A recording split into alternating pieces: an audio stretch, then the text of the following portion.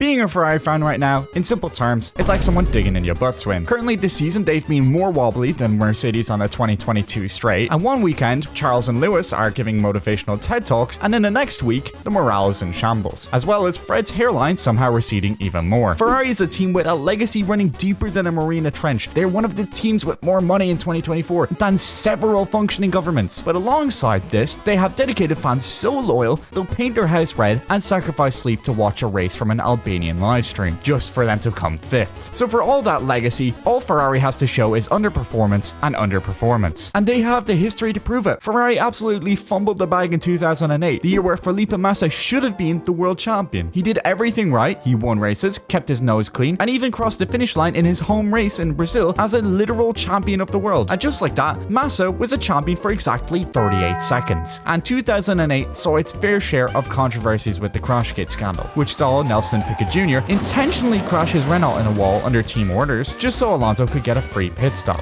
But Massa and Ferrari were comfortably leading until Ferrari botched his pit strategy, where they released Massa with the fuel hose still attached to the car. The poor guy basically dragged half the pit lane with him, and it basically felt like a Mad Max cosplay. He got a penalty, finished 13th, and scored exactly 0 points in a race that he should have won. Then in 2010, we've Fernando Alonso, at the time also Ferrari driver, where he became a favorite alongside Sebastian Vettel. So let's set the stage here. Alonso driving a Ferrari with a downforce of a dining table and the straight line speed of a depressed Fiat Panda. Somehow managed to drag the red tractor into championship battle, of course with the Red Bull Death Star piloted by Sebastian Vettel, but Fernando lost by 4 points. And if it wasn't enough damage done, the same thing happened in 2012, and then Vettel joins himself in 2007 and 2008, but mistake after mistake ended up costing him the championship. This is what we call the Ferrari curse. So in the 2024 grid, Ferrari ended up firing one of their drivers and traumatizing the other, and I just want to mention that Carlos Sainz had a lot of potential as a driver, but the potential just couldn't show under Ferrari's shitty strategies. And the same goes with Leclerc, who since 2022 has been getting more and more traumatized after every race, so bad to the point that he now gets nightmares about pit stops. Looking at the 2025 grid now, Ferrari is now at the bottom of the barrel when we look at the big four, and maybe not when it comes to the constructors, where they kind of cling on to a respectable second place, but when it comes to individual performances and driver standings, it's not looking so good. McLaren are obvious main characters for the season with a crazy championship lead as right now. Mercedes, the team that Lewis traded in for Ferrari, are doing especially good, with George Russell now being ahead of both Ferrari drivers in the championship right now, and with Red Bull basically hanging on because of Max Verstappen, with a car that is so undrivable, it's like driving your mother in bed. All of the teams are slowly but surely leaving Ferrari behind in the championship battle right now though. And here's your reality check. All of these teams have secured wins except for Ferrari, unless you count Lewis's win at a sprint race in China, so yet they did win something, but it was some real vintage Lewis masterclass stuff. His fan base collectively lost their minds thinking that Lewis had just leveled the playing field with the other teams, and then Sunday happened, leading to both being disqualified and also Pierre Gasly. Hello, Pierre. You want to come out here? Not because they crashed or because the drivers did something dumb. Nope. Technical infringements. Literally the easiest way to screw up your weekend without even needing to crash into a wall. It was a harsh snapback for reality for fans because this is Ferrari. And here's the worst part, none of this is new. Ferrari has always been fumbling the bag in increasingly creative ways since the dawn of the hybrid era. It's like they have board meetings to decide how they can emotionally devastate their fans every week. At this point, supporting Ferrari is basically masochist performance art. You don't do it because you expect wins, you do it because you like the pain. Because no matter how many times they gaslight you with a surprise new front row lookout or a magical strategy that actually works, they'll always find a way to remind you, hope, maybe not so much.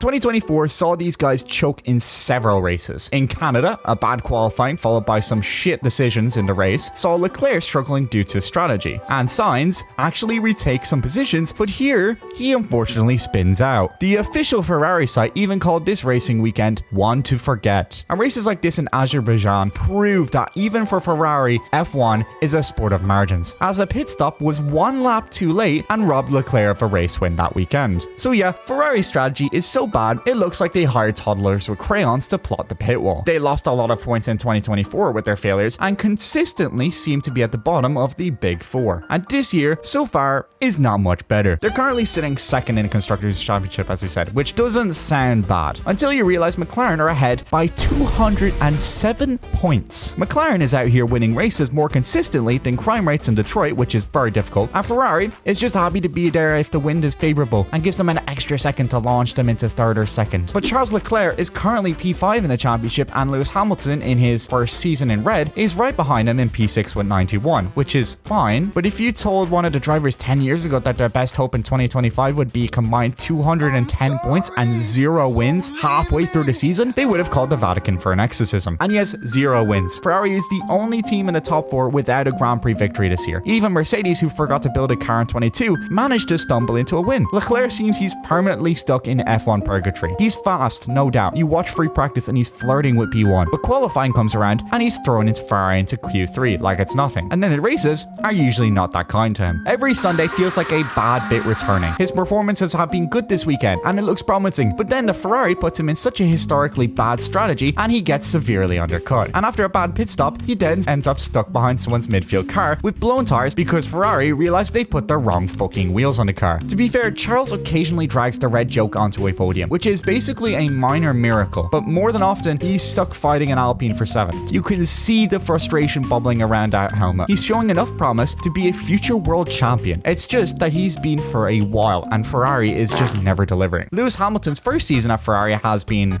rocky, and by rocky, I mean that every single fucking weekend, Lewis looks like he's about to go through an emotional roller coaster instead of an F1 race. You can dress it up with all the media trained, PR filtered fluff you want. I trust Fred. It's a long-term project, blah, blah, blah. But let's not kid ourselves. Lewis Hamilton did not jump ship from Mercedes just to vibe in 5th place. Lewis Hamilton came to Ferrari to chase his 8th world title, but also to fulfill a childhood dream of racing in red. He said it himself. Racing Ferrari has been one of his bucket list things since karting days. And yes, he finally got his red suit, but unfortunately, he also got the Ferrari curse with it. This season has been rough for him, and no Grand Prix podiums this year. A car that handles like it was designed on Microsoft Paint, and a team that, let's be honest, still doesn't know how to build a fucking car that turns on and goes fast. After the Spanish Grand Prix, Lewis straight up said it was one of the worst races of his career, and this is a guy who once got out-qualified by Pastor Maldonado. You can see the frustration every time he climbs out of the car. It's the same deadpan we used to see with Ferrari drivers. He's trying to be patient, trying to buy into the 2026 dream when new regulations might level the playing field, but in the meantime, he's stuck wrestling a car that fights him in every corner. And meanwhile, McLaren laps Ferrari in both pace and competence, and maybe this has been the plan from the start, but it's hard to keep believing when the team that's supposedly supposed to be backing him making him perform like this. Now, Ferrari did show some improvement, which was in their car. The SF24 couldn't hold a line through a high-speed corner to save its life. This year's car was built to fix that. And yes, they're slightly better now in fast corners, but this thing still handles like a shopping cart when it comes to low-speed sections. You'll be watching on board Sector 1 in Monaco, and swear Charles is trying to parallel park in traffic. And while McLaren's out there evolving their car like a Pokemon on crack, Ferrari's throwing a new floor in the car at the Austrian Grand Prix and calling it an upgrade. Well, Hamilton even said he doesn't even know about the upgrade because of how small of a change it was. Admittedly, this small change did bring them about a 3rd or 4th place in Austria, but it's hard to believe that it was really the floor that changed that difference. It's also possible Ferrari just didn't make up their strategy by throwing spaghetti at a wall, but it's hard to know. If we're making fun of Ferrari, we can't forget to talk about their tire management, which has to be the worst part on the grid right now. At the start of the season, the SF25 beat the devil out of a Pirelli, especially the rear tires. Take China for example, Ferrari managed to overheat the rears in qualifying before the race had even started, and sure, drivers pushed their car to the limit for a quick qualifying lap. But really? It's almost impressive how bad the car is. The car is so sensitive to setup changes and the track conditions that it might as well have commitment issues. 1 degree too hot, boom, rear tires disintegrated. Too much oversteer, now you're understeering straight into the abyss. And don't even breathe near a balance window, because if you fall out of it, the tires will basically write their resignation letter mid-race. Just ask Miami, where the car couldn't decide whether it wanted to understeer into the wall or snap understeer into the shallow realm. Speaking of Miami, let's look into the real example of Ferrari's increasingly fumbling team owners. Miami 2025, Lewis Hamilton on mediums is closing in on Charles, who is on hards. Now, any normal team would be like, hey, the medium tire is obviously faster. Let's let Hamilton through so he can close the gap on Antonelli. So Hamilton tells the team like, yo, let me through. I can catch Antonelli. Charles's race pace is so much worse because of the hards, but team orders just don't come in. Lewis hops on the radio, professionally but slightly passive-aggressively at first, and Ferrari responds by doing doing absolutely nothing for 5 laps. Hamilton even told them to have a tea break while they're at it. What started with a polite, hey, can I catch Antonelli, turned into, I'm dive bombing into turn 11 if I get no team orders. So better late than never, they let Lewis pass, except he'd already burned his mediums up behind Charles, and is now unable to catch Antonelli, so Ferrari decide now they're going to switch it up again. Except they forgot to tell Hamilton. So Hamilton is just chilling in the front while Leclerc is trying to swap places. So great communication, and when the message finally goes through, Lewis lets Charles pass, but the damage is already done. They've lost time, ruined the stint momentum, and the stupidity of a situation was that Sainz was behind as well, inching closer about 1.4 seconds. As Hamilton's race engineer informed him was that Sainz was getting closer behind. He responded with the snarky, you want me to let him pass as well. Which brings us to the next issue. Hamilton's race engineer, Ricardo how do I say that name? Adami? A long-sitting Ferrari race engineer who's been at Ferrari so long, his engineering notes are probably written in Latin. He's also worked with Sebastian Vettel and Carlos Sainz, but for whatever reason, the chemistry between him and Hamilton has been as lively as a Zoom call on a dial-up internet. You've got Lewis, who is a man used to cool, calm, emotional, supportive tones of Bono, going from get in there Lewis to whatever cryptic mumbling Adami is whispering over the radio like he's playing Candy Crush on his other monitor. Stay more charge button on.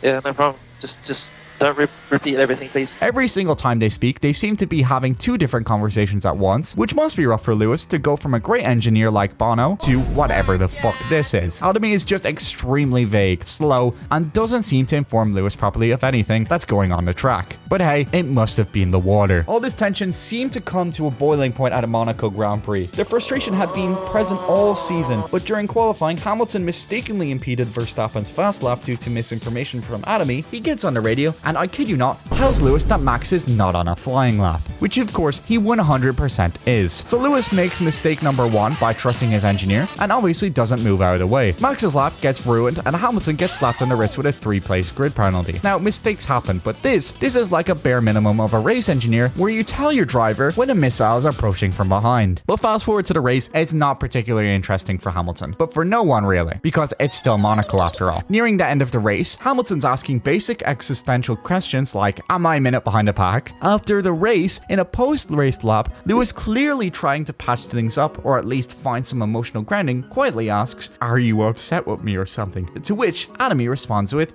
radio silence. Literal silence. For Hamilton's mental health, I hope Adami accidentally had his microphone muted because it's just a sad excuse for a race engineer and driver relationship. Now, it's not uncommon for drivers and engineers to butt heads, especially during races where the adrenaline is sometimes high. It's part of the sport. Verstappen yells like he's playing Call of Duty with lag, but this isn't just adrenaline-fueled yelling in the case of Adami and Hamilton. Context matters. They have been pissy with each other since Melbourne, with Hamilton angrily yelling at Adami to leave him to it when advised on technical aspects and the use of DRS. Combining that with the previous discussed Miami incident where Hamilton was practically begging for team orders like he was ordering at a drive-thru with a broken microphone. So the only logical choice here is to give Hamilton an engineer switch. Because here's the thing, Ferrari has got one of the greatest drivers of all time statistically. A man who used to be plugged in an oil machine that works and that communicates. And one that doesn't make him feel like he's crowdsourcing his race strategy off of Twitter. And they paired him with someone who, despite all of experience, clearly doesn't mesh with him. Literally zero chemistry at all. It's like pairing 2 musicians who are technically brilliant to play in completely different time signatures. This isn't even competence at this point. Adami knows what he's doing, but at some point, the team has to recognize that the engineer-driver relationship isn't just important, it's the lifeline of the entire fucking team. So when that doesn't work, then everything else doesn't work. So with all the shit going on Ferrari, let's take a look at the actual results, huh? Or more accurately, let's talk about how Ferrari is somehow second in the championship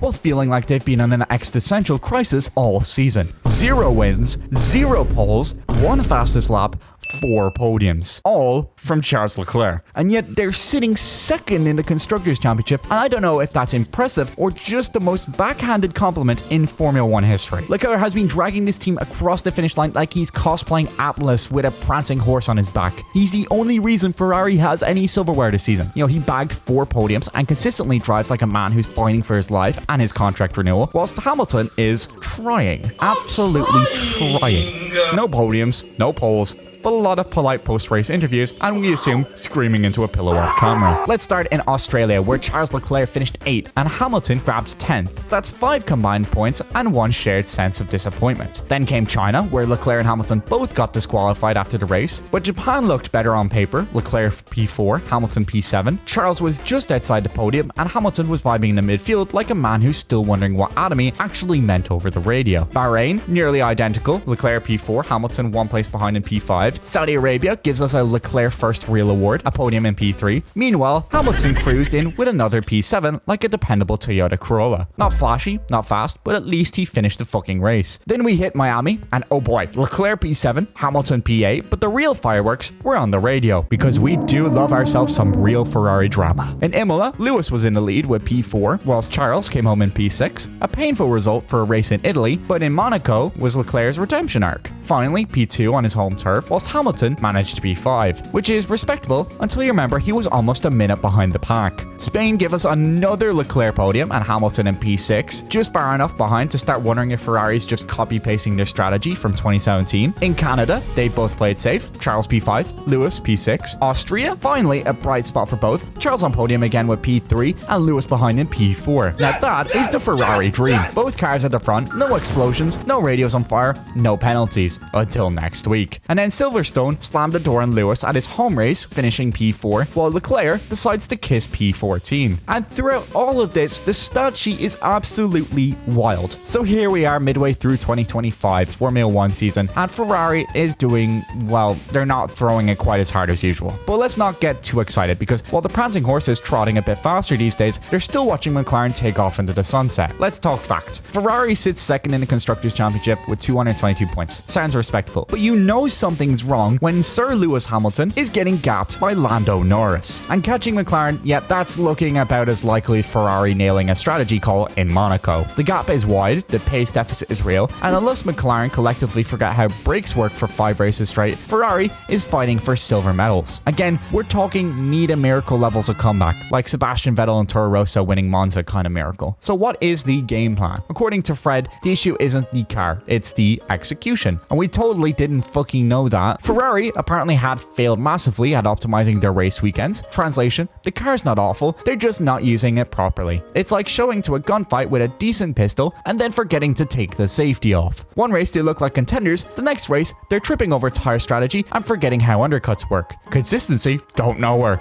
Fred's not wrong though. The SF25 has potential. It's not a rocket ship, but it's not a donkey either. The issue is Ferrari's long-standing tradition of turning race strategy into interpretive dances. You've got weekends when Leclerc is on the podium and the garage is doing backflips, and then 2 races later, he's outqualified by Hassan and Ferrari's strategy of playing Sudoku instead of watching tire degradation. But while we're knee-deep in the 2025 heartbreak, everybody's already talking about 2026. That's when the next massive regulation change hits. New engines, new aero, new chaos, and guess what? Lewis Hamilton's already hinting that Ferrari should maybe stop trying to win this season and start prepping for the technical revolution. I just want to mention that it's concerning where Lewis Hamilton's best result is still behind Nico Hülkenberg. I know it's difficult to beat the GOAT, but P4?